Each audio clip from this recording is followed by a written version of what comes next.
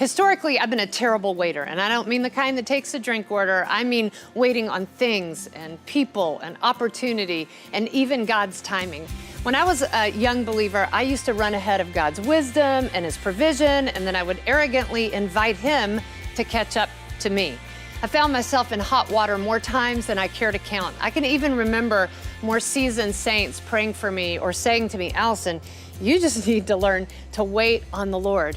I hadn't yet learned the power and the necessity of waiting. I hadn't yet learned that waiting time in Christ can never ever be equated with wasted time in Christ. You've probably heard the expression waiting in the wings, and you may even know that that comes from the theater. I'm actually standing in the wings of a theater speaking to you now. The wings are simply that place on the side of all the important action that's going on the stage. And the wings are often disguised by these large pieces of fabric called legs. They serve to mask the important preparation that is happening there.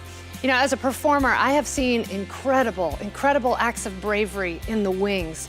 I've seen dancers injure themselves and ice their ankles and wrap them up in an ace bandage and get back out there on the dance line on a wing and a prayer.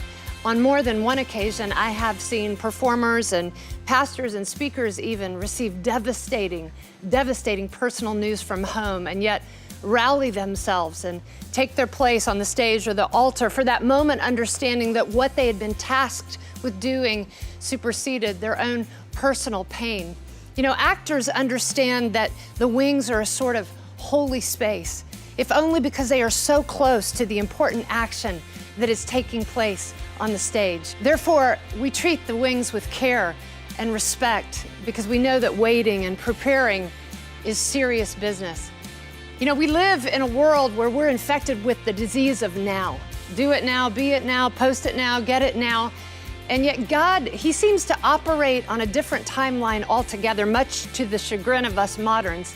God, it seems, has absolutely no problem sidelining us for a while, placing us in a holy waiting space while He does deep character development within us, while He prunes us, while He actually increases that character so that we can bear the weight of our calling when we finally step into the capital D drama that He is inviting us to.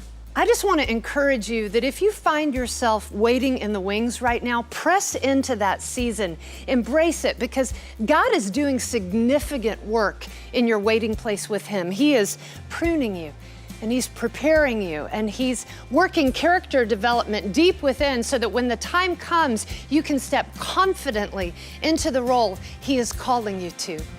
You know, one of my favorite scriptures is, "They that wait upon the Lord, they shall renew their strength. They will mount up with wings like eagles." I pray that we would learn to wait in the wings with Jesus well. I pray we would learn to wait.